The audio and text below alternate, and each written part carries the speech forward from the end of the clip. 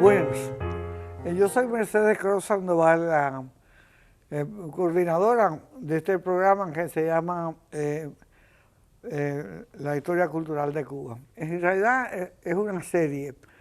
La razón por la que este programa lo estamos haciendo es una reacción fortuita, pero de una maestra. Tengo el temor de que la cultura cubana se está muriendo en la isla, o mucho ha cambiado, y sé que los exiliados no tenemos, hemos tenido el potencial de conservar parte de la cultura cubana. La hemos hecho un éxito, porque el que no vea el exilio como un éxito es porque no quiere ver, pero al mismo tiempo se están perdiendo muchas aristas de la cultura cubana, sobre todo el conocimiento de todas las experiencias culturales exitosas de los cubanos. Pertenecemos desde luego a un grupo isleño que tiene quizás la música popular mejor del mundo. En géneros de música popular los cubanos han contribuido como nadie. El son, la rumba, el cha-cha-cha, el mambo, el guaguancó, el bolero. Somos una gente sumamente creativa. En cuestiones de, por ejemplo, de literatura, tenemos grandes novelistas. Cirilo Villaverde, por ejemplo, en cuestión de poesía, muy buenos poetas, ¿verdad? En cuestión de arquitectura moderna, los cubanos han contribuido enormemente. Y esto es una cosa que surgió prácticamente de la nada. De forma que no se puede negar que el carácter criollo ha sido sumamente creador. No se puede negar. Y yo creo que nosotros debemos conservar nuestra herencia cultural y transmitírsela a las generaciones que vienen para que no pierdan su autoestima. Aquellos países que pierden su herencia cultural pierden también su autoestima. De manera que este es un esfuerzo quizás fútil, quizás fructuoso, de conservar parte de nuestra herencia cultural para que otras futuras generaciones puedan, de una manera muy simple, poniendo una televisión, enterarse de quién era Heredia, de quién fue la Avellaneda, de quién hizo los guaguancó, etcétera, etcétera. Hoy me siento un poquito incómoda. Para empezar, en este estudio hay un frío de 3 pares, pero no quiero decir de qué, pero bueno. No, pues está bien abrigada. Bueno, me he puesto una estola que consiste en una sábana que hay en un cuarto allá al lado, pero bueno, pues si no, ya yo no tengo 15 años, tengo 16 y medio, y va a pedir una gripe y me van a matar. Pero de Ñapa tengo invitado a una persona muy especial, ¿verdad? Y nos va a hablar de algo que es amenazador para mí, que es el boxeo en Cuba. Yo no tengo la menor idea, no he sido ninguna fanática del boxeo. Pero la persona que está con nosotros sabe del boxeo, ha boxeado, pero más importante es una gran persona. Y eso lo digo de verdad con admiración, porque somos algunas de la gente que se han plantado aquí tratando de conservar su cultura y tratando de rescatar a su patria. Y para eso hace falta un calibre especial, que yo espero que genéticamente lo transmitamos a otros y siga este proceso. Aquí tengo a Quique Encinosa. Además de boxeador, amateur o lo que sea, es un gran luchador por la cultura y por la historia de Cuba. Además de eso, es una persona decente. Y además de eso, le voy a dejar que hable la hora entera y que no me pregunte a mí nada. Pero aquí Encinosa, él le va a presentar a usted un libro que acaba de publicar. Bueno, yo tengo varios libros de boxeo. Lo que lo traje, lo publiqué en 2013, se llama Azúcar y Chocolate, Historia del Boxeo Cubano. El último que publiqué es en inglés, se llama Hard Leather, A History of Cuban Boxing, o sea, cuero duro, la historia del boxeo cubano. Y ese es mucho más completo que este, porque este fue el primero que escribí basado en muchas investigaciones de muchos años. Yo pertenezco a una organización que se llama BoxRec, que está en el internet, boxrc.com. Y ahí más de 100 historiadores de boxeo hemos estado buscando en los archivos viejos y en las microfilms de periódicos de antaño, peleas que no estaban en los expedientes, y hemos ido llenando muchos expedientes. Ya tenemos más de 200,000 boxeadores y más de 2 millones de peleas en el database, de los cuales 3.500 56 son cubanos. Yo he trabajado en la mayoría de los expedientes cubanos. Yo he logrado conseguir como 25.000 peleas, de las cuales más de la mitad eran de Cuba, del resto de otros países.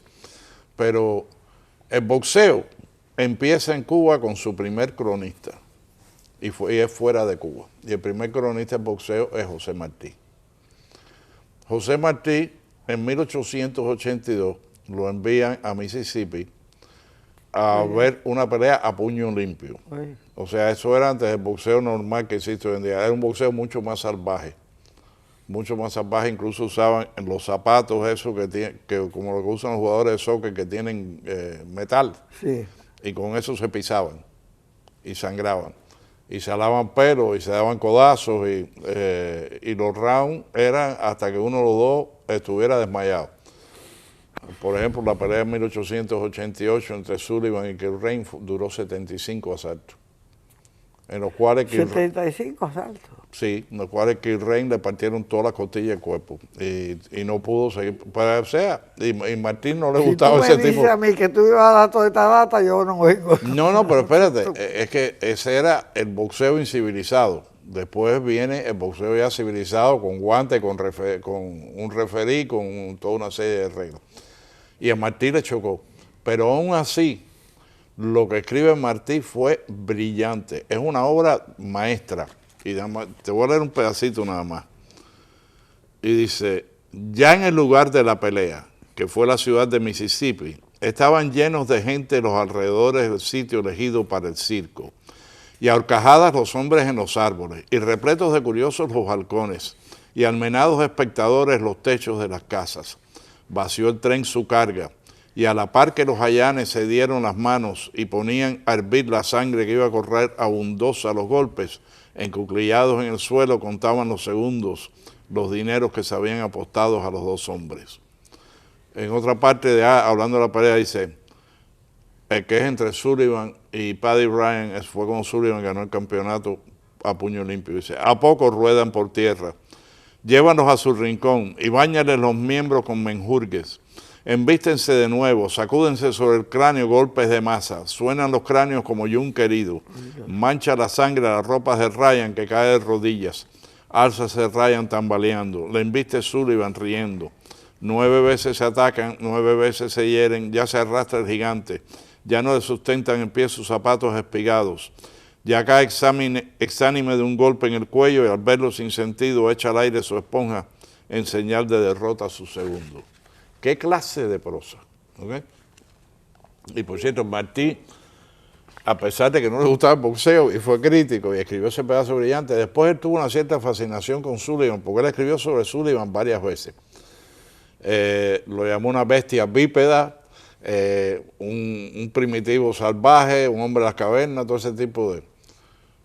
Pero Martí no lo llegó a reconocer nunca, porque fue poco antes de morir, un par de años antes, que Sullivan fue el hombre que llevó el boxeo a transición, de lo que era el salvajismo de ese tipo de pelea, con lo que es el boxeo moderno, con guantes y con vendas en las manos y con protección y reglas de...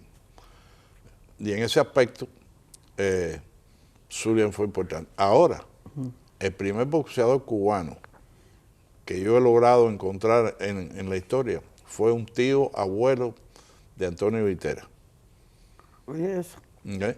Ramón Guiteras era un estudiante en Harvard, en Massachusetts, estudiando medicina, y le gustaba boxear.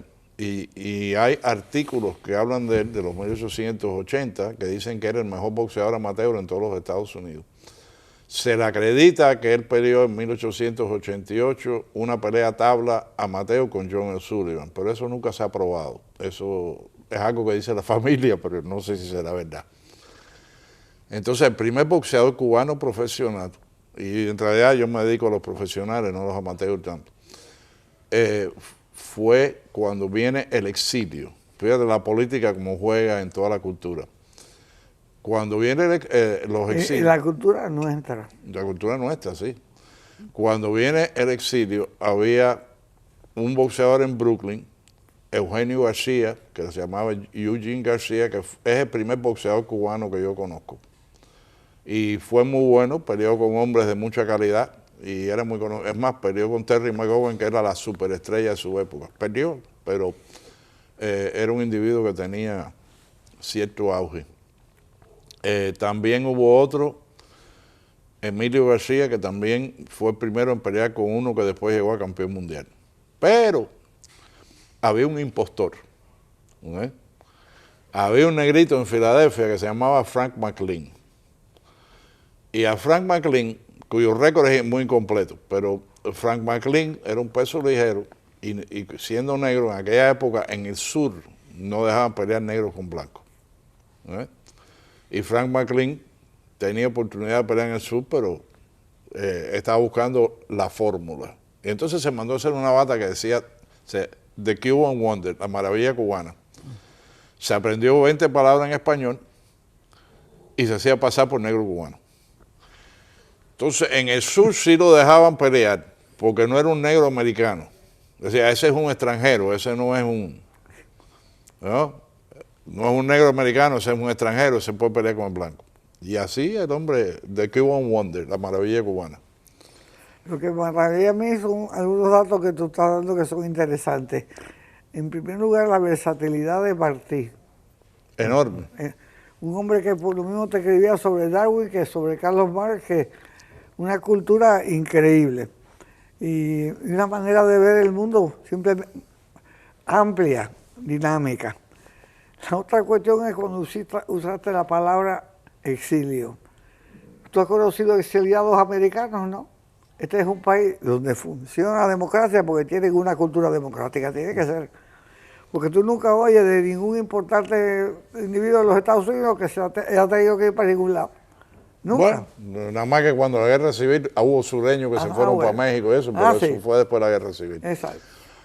Ahora, en Cuba había una fascinación por el boxeo. Es más, siempre hemos dicho que las fascinaciones cubanas son la pelota, la política y el boxeo. En Cuba había fascinación, pero no había boxeadores. Y si no había boxeadores, no había entrenadores. Si no había entrenadores, no había promotores. Entonces, ¿cuál viene primero, el huevo o la gallina? Para 1902 estaba entrando suficiente equipo deportivo en Cuba que le pusieron impuestos a los equipos de boxeo. O sea, a la gente le gustaba practicarlo en el patio de su casa, pero no había nada organizado. En 1905 el YMCA, la Asociación de Hombres Cristianos, que era una asociación muy conocida en Estados Unidos, tenía un instructor americano que empezó a dar clases de boxeo a los miembros del YMCA, pero la mayoría eran niños de clase media y no había boxeo competitivo. Era simplemente aprende a boxear, pero no vas a pelear. Y eso se mantuvo por varios años. Con la invasión americana, cuando la guerra de independencia o la guerra hispanoamericana, como se le quiera llamar, los americanos trajeron el boxeo a Cuba, más que nada en Guantánamo, en Baracoa, y hubo una cartelera muy popular en Cuba que fue en el Teatro Sauto en Matanzas en 1899. Pero eran americanos peleando con americanos. Entonces lo que sucedía era que cubanos en Guantánamo y en Matanzas veían a los americanos, los copiaban y algunos guanteaban con los americanos y algunos empezaron a aprender boxeo. En Matanzas hubo un manager y dueño de gimnasio que fue a boxear, Teodoro Risquet, que abrió probablemente el primer gimnasio en Cuba de importancia, en Colón, y funcionó por 20 años. Así que tú estás diciendo una cosa que es muy real, que el boxeo es una manifestación cultural que copiamos de los americanos. Sí, y los americanos la copiaron de los ingleses. Junto con el béisbol. De manera que los dos deportes más populares de Cuba, el béisbol y el boxeo, en realidad son parte de la influencia norteamericana. Es interesante porque yo me acuerdo que leer que la Asamblea Constituyente prohibió en Cuba las corridas de toros, que era lo tradicional español. Sí. Desafortunadamente no se prohibieron las peleas de gallos, es una cosa cruenta. Y yo advierto que mi padre tenía gallos y mi tío ni se diga, pero que es una cosa violenta y cruenta, usar un animal para apostar. Sí, porque el boxeador decide que quiere subir al ring, el gallo sí, no. Exactamente. El gallo lo obliga. Lo obligan. No, y además el boxeador se faja con un hombre igual que él. Esto es otra situación. Esto es la supuesta bestia o el animal y el ser humano. Y lo mismo que la corrida de toros. Tiene muy bonita música, tiene muchísimo glamour, pero francamente es sumamente sangrienta. Pero bueno, sigamos. Yo me acuerdo, yo nací en el 33, casi en el 34.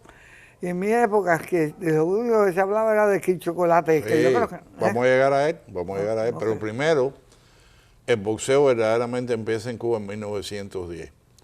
Hay un personaje que a mí me fascina y yo he sido posiblemente el historiador que más ha investigado su vida. Este tipo se llamaba Juan Budinich, John Budinich. Que era chileno. Un chileno. Y este chileno venía de familia muy pudiente. Su padre era capitán de barco mercante, que en aquella época era un trabajo mucho prestigio. Y él era cadete naval en Chile, cuando tenía 15 años. Y en Chile, la Academia Naval era el único lugar donde enseñaban boxeo a los cadetes. Y el muchacho le gustó, después lo botaron de la academia por bronca. Después se buscó un irlandés que vivía en Chile, que había sido boxeador para que lo entrenara. Y cuando empezaron en 1897 las peleas amateur en un lugar en Valparaíso, que era un puerto de mar, que se llamaba el Club Uriola, ahí él empezó a boxear y como él tenía ya conocimiento, le empezó a ganar a todo el mundo, se convierte en la estrella amateur de Chile, abre su propio gimnasio, se convierte en su propio promotor, tiene 8 peleas en Chile, las gana todas, pero era un individuo que le gustaba viajar, se montó en un barco, se fue para Nueva York, estuvo varios años viviendo en Nueva York, fue a Columbia University donde estudió educación física. Oye. Y no se graduó tampoco, regresó, fue a Panamá, y en aquella época en que estaban haciendo el canal de Panamá, el boxeo empezó en Panamá por el canal de Panamá, porque había 30.000 hombres trabajando ahí que no tenían entretenimiento y traían boxeadores.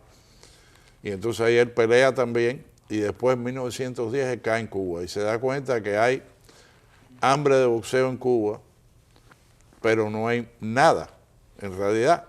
Y entonces ahí él empieza a ser promotor, entrenador, manager y estelarista. Y ahí ganó y perdió peleas. Las 2 peleas más importantes que empiezan en el boxeo cubano se llevan a cabo en el Teatro Pairet. En la mayoría de los libros publicados en Cuba nada más que hablan de una pelea, pero fueron 2. Él trajo a un amigo de él, Jack Ryan, otro boxeador irlandés que había conocido en Nueva York, para que peleara con él. Y pelearon, primero pusieron en un lugar que se llama el Molino Rojo. Ellos hicieron varias peleas con lo que eran levantadores de pesa y luchadores, porque en Cuba no había boxeadores, entonces ellos retaban a estos luchadores y le ganaban a todos ellos. Y eso fue levantando la publicidad para la pelea en el Pairet. Y entonces la primera pelea la gana Budinich por decisión y 2 años después a Budinich lo noquea. Pero en el proceso de 4 o 5 años en que Budinich estuvo en Cuba, él creó la base del boxeo cubano. Muchos de sus boxeadores, que no llegaron a campeones mundiales, ninguno de ellos, pero Víctor Achán, que era un chino cubano, se volvió entrenador, Louis Smith también, Lalo Domínguez también. Entonces hubo toda una serie de nuevos, de gente que ahora sí sabían boxear y que fueron con el tiempo convirtiéndose en managers, en promotores y en boxeadores. Y lo que levanta el boxeo cubano en la isla es la famosa pelea, que se han hecho películas sobre ella, entre Jack Johnson y Jess Willard, que es la pelea. Después se hizo la obra de teatro La Gran Esperanza Blanca, The Great White Hope, en la cual se argumenta que la pelea fue una pala, que era la época del racismo. Johnson era el primer campeón heavyweight negro, había estado huyendo por Europa porque las autoridades la habían...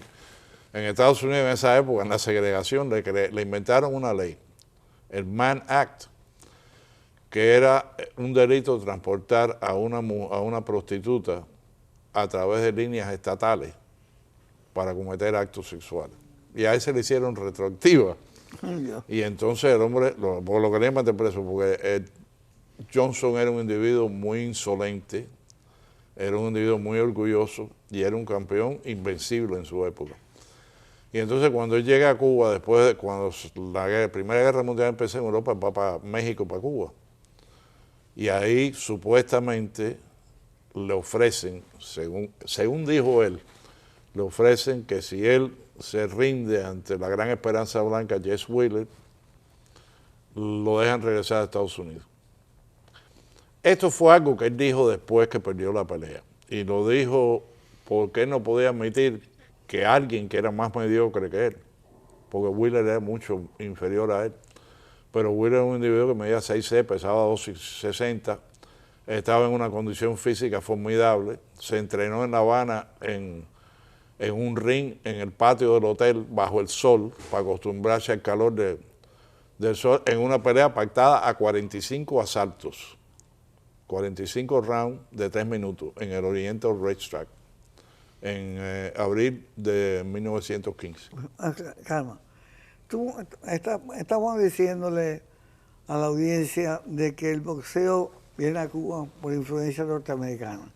Pero tú querías también añadir que en realidad el boxeo moderno, ¿verdad? Porque la gente se ha fajado a piñazos desafortunadamente desde que estábamos... Desde las cavernas. Desde las cavernas. Y cuidado, tú estás diciendo que Inglaterra fue donde se desarrollaron las primeras regulaciones del boxeo moderno. Bueno, el boxeo originalmente empieza en Etiopía, hace miles de años con los soldados que eran parte de su entrenamiento, y después pasa a las Olimpiadas.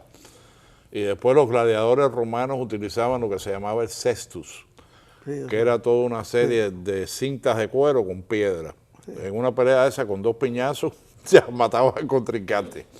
O sea, el que diera el primer piñazo ganaba la pelea. Pero el boxeo moderno empieza a puño limpio, con algunos movimientos muy parecidos al karate de hoy, en lo que es el movimiento de manos, de bloquear los golpes. Empieza en los 1700 en Inglaterra, y entonces de la misma manera, con el ejército de ocupación y la época de Washington, vienen los ingleses, empieza el boxeo, empiezan a haber peleas entre esclavos, que dueños de plantaciones ponían al esclavo más fuerte contra el otro y apostaban. Y así empieza el boxeo en Estados Unidos. Pero el boxeo moderno empieza en Inglaterra, donde sigue siendo muy, muy, muy popular. La pelea de Wheeler y Johnson en Cuba, yo no creo que fue pala. Porque después primero que nada, porque la pelea pactada 45 rounds duró 26. Si tú te vas a tirar, ¿ok?, bajo un sol ardiente en Cuba, ¿okay?, tú te vas a tirar antes de 26 asaltos. Y las películas de la pelea, que por años estuvieron perdidas, después se encontró por fin una copia en los años 70, demuestran que Johnson estuvo tratando de noquear al blanco con mucho ahínco los primeros 15, 16 rounds, y que después se le fue acabando la gasolina, se le fue porque estaba mucho más grueso y se fue deshidratando más rápido. Y después a Johnson le toma 5 años regresar a Estados Unidos. Si había una componenda, ¿por qué esperar 5 años?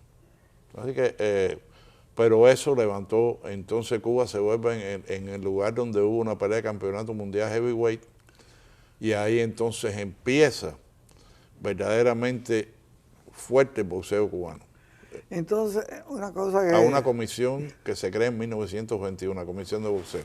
Yo creo que el público debe de saber que las comisiones de boxeo regulan el peso de los boxeadores. Tú solo quieres decir cuáles son las regulaciones del boxeo moderno. No, las regulaciones del boxeo moderno, fíjate, tiene que ver desde cuánta gasa tú usas en la mano para protegértela, el tamaño de los guantes que tú vas a usar según el peso en que tú estés peleando, los golpes que son efectivos y los golpes que son ilegales. Sí.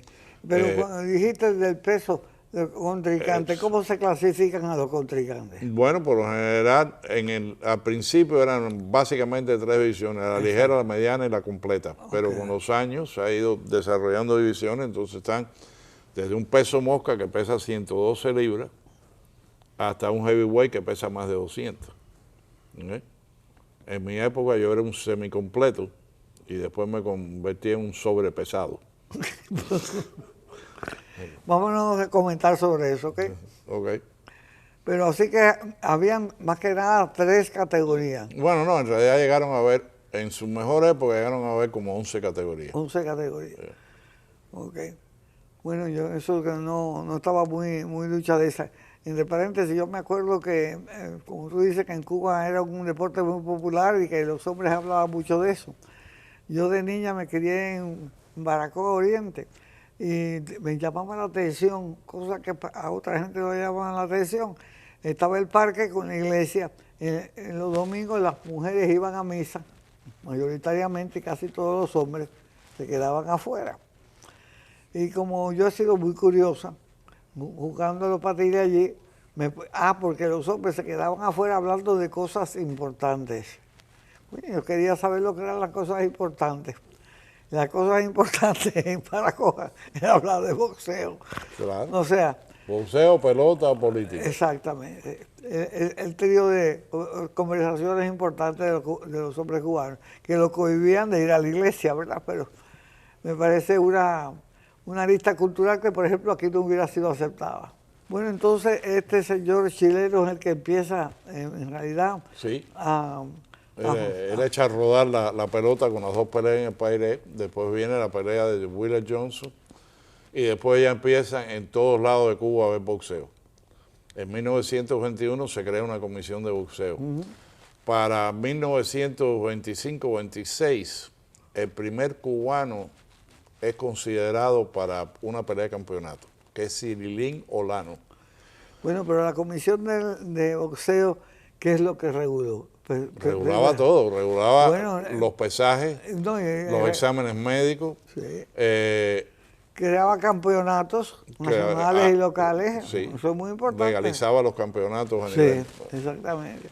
Le empezaron a dar el premio de los campeones, que es lo que era la faja, toda Sí, eran fajas, por lo general. Que según en Cuba no pertenecía al boxeador, sino que se le prestaba mientras... No, en aquella época se le daba al boxeador. ¿Okay? Y eran fajas, por ejemplo, había fajas de esas que valían 30 y 40 mil dólares en aquella época. No en Cuba, a nivel mundial. Fíjate, estabas hablando de Kid Chocolate. Kid Chocolate es el segundo campeón latinoamericano y es el primer campeón mundial cubano. Sí, yo sé. De Kid Chocolate se ha escrito muchas mentiras. ¿Okay? Parte de las mentiras era la propaganda que hacía su manager, que fue un hombre brillante, Pincho Gutiérrez. Pincho decía, cuando vino a Estados Unidos, que Chocolate había tenido 100 peleas amateur, las había ganado todas con 86 knockouts.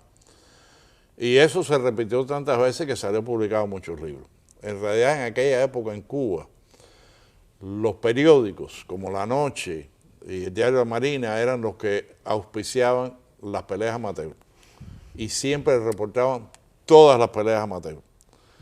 Yo me pasé años yendo a la Universidad de Miami y leyendo los microfilms y buscando peleas de todos, pero de Chocolate también amateur.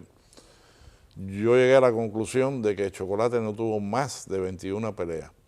¿Okay? 21 peleas, las ganó las 21. Una fue muy discutida con un orguinero, Mario Kid Sánchez. Y entonces después, cuando él viene a Estados Unidos, con Pincho Gutiérrez, su manager, Pincho dice que Chocolate había ganado sus primeras 21 peleas por nocaut en Cuba. Y eso era mentira. Él había estado invicto en 9 peleas, había ganado, creo que eran 5 o 6 por nocaut. A Chocolate le cambiaron, Pincho y Chocolate cambiaron el certificado de nacimiento. Él nació en 1910, pero hay libros que te dicen que nació en 1908. Y lo hicieron para que él pudiera pelear a estelares cuando vino a Estados Unidos, que tenía 18 años. Y estaba para pelear preliminares nada más, en lo que eran las regulaciones de New York. ¿Cuán bueno fue Chocolate? Fíjate, en una época donde había depresión en Estados Unidos, que una familia podía comer, pagar el agua, la luz, la electricidad y la renta con $100 mensuales, Chocolate iba a ganar $60,000 por pelea. Oye, Y 40,000, y 30,000, y 35,000. Ganó una fortuna, ¿no? La cual se la gastó muy rápidamente. Él era muy... él y Black Bill, que fue su compañero de escuadra, y Black Bill fue el primero en pelear por un campeonato, pero perdió. Ellos gastaban dinero tutiplén. A pesar de que Pincho Gutiérrez, que era su manager, le decía, guarda dinero. Lo único que Chocolate hizo fue que compró la casa en La Habana frente al parque japonés para su madre, y ahí él pasó el resto de sus días. Pero él gastó muchísimo dinero. Sarbelio del Valle, un comentarista deportivo aquí en Miami, muy amigo mío que ya falleció, estábamos hablando un día y me dice, chico, yo cuando era joven cometí un gran error. Yo estaba entrevistando a Chocolate y si por la juventud mía se me fue así las palabras y después que las dije me di cuenta que había metido la pata. Dice, yo veía a Chocolate y lo estaba entrevistando y veía que el traje de él había sido un traje carísimo en su época, pero que ya estaba todo gastado. Y le digo, ay, Chocolo, como tú has botado fortuna. Dice, Chocolate me miró, se sonrió y me dice, ay, Sarve, me gasté una fortuna en prostitutas, me gasté una fortuna en nightclub, me gasté una fortuna fumando hierba, me gasté una fortuna jugando en Las Vegas. No en Las Vegas, ¿cómo se llama? En donde tenían los juegos, en los Piquisis. Dice, me gasté una fortuna, y después que le dijo toda la fortuna que se había gastado, le dijo, y el resto lo desperdicié. Nadie le quita lo bailado.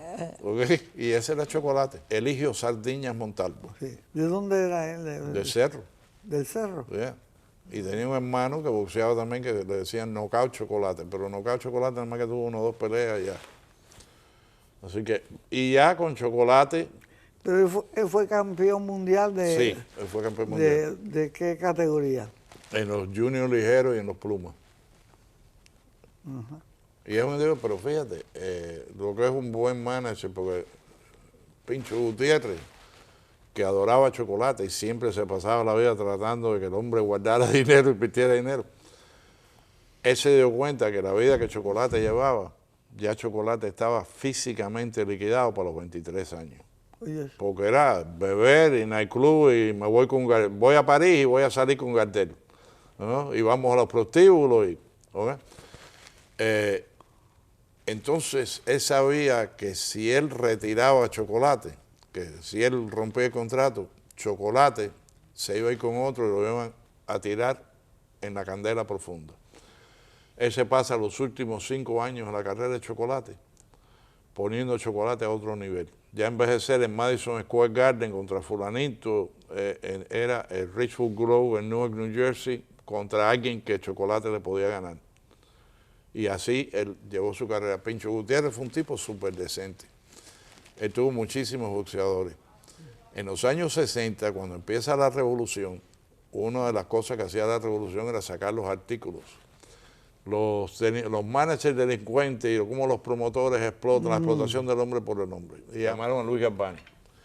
Luis Galvani había sido un campeón de Cuba y había estado rankeado y era borracho, marihuanero y destrozado. Y lo llamaron por una entrevista. Y Galvani fue a una entrevista y le dijo, mire, déjeme decir una cosa, vamos, antes de empezar la entrevista, si ustedes quieren que yo hable más de Pincho, no.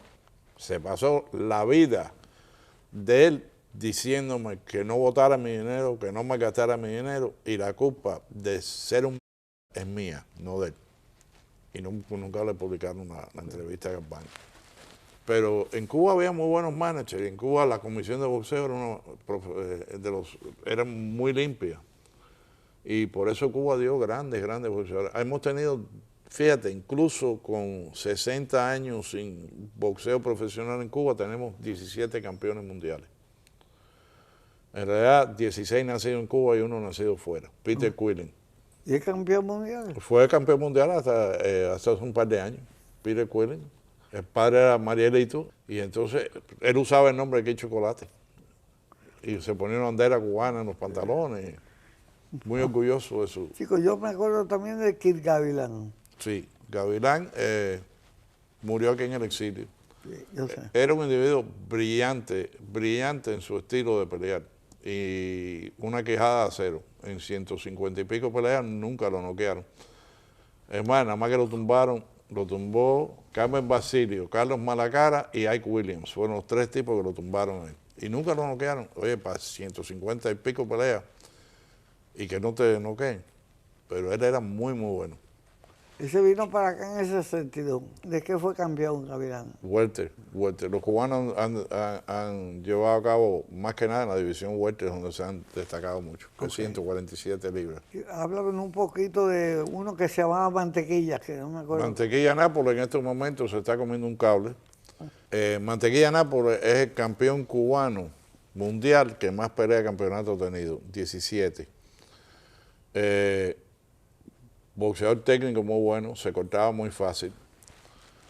Un individuo muy amargado, muy racista. Él no, en el gimnasio se portaba mal con los blancos. Después renegó a Cuba. Cuando llegó a México, él decía que no quería ser cubano, que quería ser mexicano.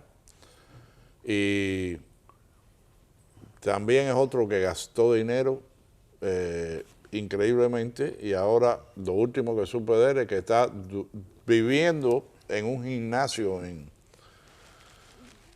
Tijuana, creo, durmiendo en el gimnasio. Oye, pues, y pasando hambre.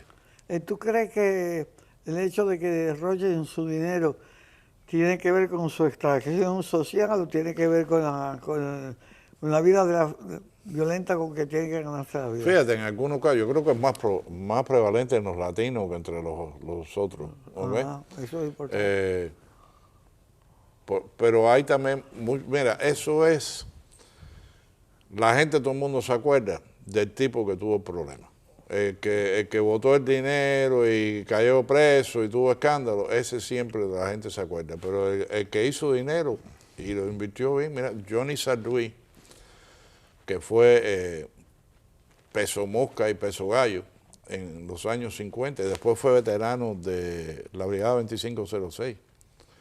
Johnny Sarduy, que está vivo todavía aquí en Miami, está retirado, se retiró millonario. ¿Okay? Después que él terminó su carrera boxística, invirtió su dinero y abrió una compañía de construcción y le fue muy bien. Y así hay muchos que le ha ido muy bien. Pero tú sabes, la gente siempre se acuerda, es como el político. ¿Okay? El político malo, el político que roba, todo el mundo, siempre está en la primera plana de los periódicos. Y el político que hace su labor decente, a veces ni lo menciona. Yo también pienso que tiene mucho que ver la persona que tiene una carrera donde el éxito, la donde móviles, que tú no sabes si vas a ganar o perder. No es lo mismo que, por ejemplo, un abogado o un médico que tiene más control de su vida. Esa gente tiende a creer mucho en la suerte. Fíjate, yo creo que es un nivel de confianza. El boxeador bueno tiene una confianza en sí mismo. Sí. Y cuando tú eres joven, sí. ¿Okay? No es lo mismo si tú tienes $1 millón cuando tú tienes 45 años, si tú tienes 20. Entonces, cuando te entra mucho dinero, yo recuerdo, Joel Casamayor, que es el mejor boxeador cubano de los últimos 20 o 30 años, que ha venido aquí, campeón mundial. Y Joel Casamayor me contaba, me dice, yo estaba en Cuba, yo tenía 17 años, yo había ganado el campeonato nacional junior, o sea, los menores de 18. Y estábamos hablando de las Olimpiadas. Dice, me estaba tomando un refresco delante de mi casa en Guantánamo y llegó un carro del INDER y me dijeron, móntate, que vas para La Habana y te vas para las Olimpiadas. Y dije, pero ¿y eso? Y dice, porque el tipo que iba ahí se rompió, se fracturó la mano y decidimos que tú eres el que va. Nadie esperaba que él ganara. Porque 17 años y sustituto última hora. Bueno, ganó oro en las Olimpiadas.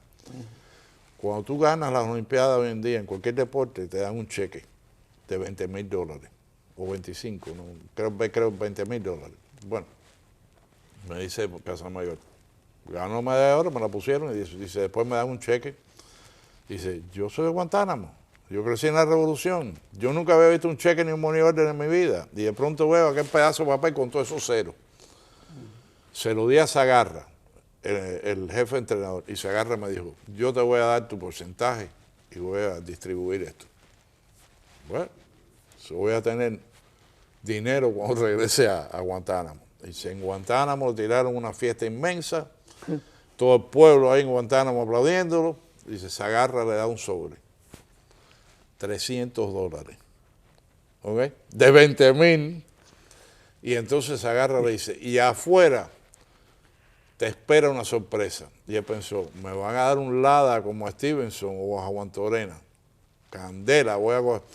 Cuando salió era una bicicleta china. ¿Ok? Oye, ¿dónde está esa garra para salir corriendo? Fíjate, no había que darle clases de economía a Joel Casamayor, de Milton Friedman, ni de John Locke, para que él supiera que el socialismo es una porquería. Y él me dijo, me paré ahí, y yo miré la bicicleta y yo dije, yo tengo que irme de aquí. Y se fue. ¿Okay? Pero, vaya, esa es la explotación máxima del hombre por el hombre. Darcy Ferrer, que es un opositor que murió aquí en el exilio hace poco, en Cuba hizo hace años un documental clandestino que se llamaba Knockout Cuba, Cuba con K. Y él salió con una máquina de video y entrevistó a estrellas amateur, porque Cuba ha tenido 36 campeones olímpicos en boxeo, 36 medallas de oro. Y él se puso a buscar unos cuantos. Uno estaba vendiendo frituras. A eso había llegado. Otro lo habían metido preso por usar su automóvil como taxi, como botero. Otro estaba alcoholizado. Y así sucesivamente. El régimen utiliza, después que te dicen el boxeo profesional, la explotación del hombre por el hombre, el boxeo en Cuba ha sido la explotación verdadera del hombre por el hombre. Verdaderamente. Y mientras son estrellas, es una maravilla. El día que ya dejaron de ser útiles, goodbye. Y lo más que puedes aspirar es un trabajo de coach, entrenador en algún Y a una negocio. bicicleta. Y una bicicleta. Me parece bien. Bueno, francamente el único expertise que yo le conozco al comunismo es la destrucción. No lo digo por, ¿cómo se llama?, por populismo ni por hacer propaganda. Es que es increíble que esta gente que tienen ya una trayectoria de prácticamente más de 100 años, teniendo en cuenta la Revolución Rusa, y no han logrado éxito, sino que echan a la gente para atrás. Todavía hay personas que se suscriban a esa tesis. Bueno, el socialismo quiere todo lo que tú tienes menos tu trabajo. Cuéntame algo más en Cuba, cómo las personas se meten a boxeador. ¿Quiénes son los entrenadores? No, hoy en día, fíjate, hoy en día lo que sucede es que en Cuba, cuando tú tienes 10 o 12 años, si tú no tienes un deporte que ya tú estás practicando, el Estado te dice qué deporte tú vas a practicar. Y entonces te dice, tú estás grande y fuerte, boxeo. Ok, nos hacen falta luchadores, lucha libre. Y así. Glendy Hernández, un boxeador que vino para acá y peleó en una de mis carteleras hace unos años, me decía, yo quería ser pelotero. Y dice, pero me vieron boxeo, y dice, boxeo me metieron y boxeo tuve. Entonces, si tú coges 10 o 15 o 20,000 niños a los 12 años y los pones a boxear, a los 18 años, nada más que quedan de esos 12,000, quedarán 150, 200 activos. Pero esos 150, 200 activos tienen 100 o 200 peleas cada uno y son verdaderamente mini profesionales. Y después pasas en Cuba a lo que es la finca, que es la finca es el lugar donde se entrena el team nacional. Hay varios teams nacionales, pero en la finca Stevenson cobraba cheque como electricista y posiblemente nunca había un destornillador en su vida, ¿okay? Porque él lo tenía en la finca y entonces vamos al torneo en Italia y vamos a otro en Austria y vamos a otro en Polonia y los Panamericanos, las Olimpiadas y la Copa Mundial. Es una especie de esclavitud moderna. El hecho de que el comunismo en Cuba explota a los profesionales como si fueran prostitutas, vaya, mande a médicos a tal lugar y el gobierno le paga. Es un nivel de esclavismo. Sí lo es. Es esclavo. Yo me acuerdo cuando yo iba mucho a Santo Domingo, que No, realmente me encanta ir a las playas de ese país. Y hice amistad con una manager de un hotel español. Y entonces ella me explicó que en Santo Domingo le pagaban, el Meliá, le pagaban a los empleados de mantenimiento como $500 mensuales.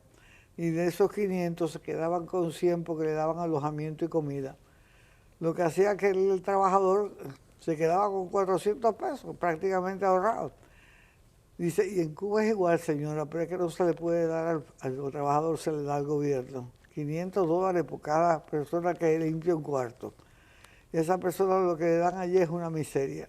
Claro. Y dije, sí, pero ustedes se prestan a este show, porque si a mí me proponen este tipo de negocio, yo francamente no me hubiera visto en cuenta. Dice, bueno, ¿y qué podemos hacer? Bueno, yo creo que ahora se está haciendo gestiones aquí en el exilio para cambiar esa situación, porque es una explotación ya criminal, un abuso ya increíble. Bueno, ¿qué más tienes que decirme de Fíjate, yo creo, eso que tú estás hablando, yo creo en el individualismo. Cuando la gente te dice, bueno, pero en Cuba el boxeo amateur, en Cuba el boxeo amateur es muy parecido a la Alemania de Hitler, ¿ok? Que utilizaban el deporte como una manera de mostrar. Mira, una de las preguntas que a mí más me hacen es si Stevenson hubiese peleado con Ali, porque hubo mucha propaganda en aquella época que... Eso fue propaganda de Fidel Castro para levantar la imagen de Stevenson y del Superman cubano en el mundo de los deportes. Pero él nunca quiso que peleara con Ali. ¿Okay?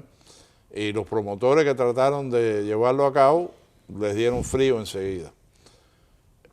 Y yo sinceramente, yo no creo que Stevenson hubiera ganado a Ali. Stevenson era un gran amateur, pero el ser gran amateur no te garantiza victorias profesionales. El único hombre en la historia del boxeo que le ganó a Mike Tyson y a Teófilo Stevenson en los amateurs, Craig Payne, de profesional ganó 10 y perdió 20.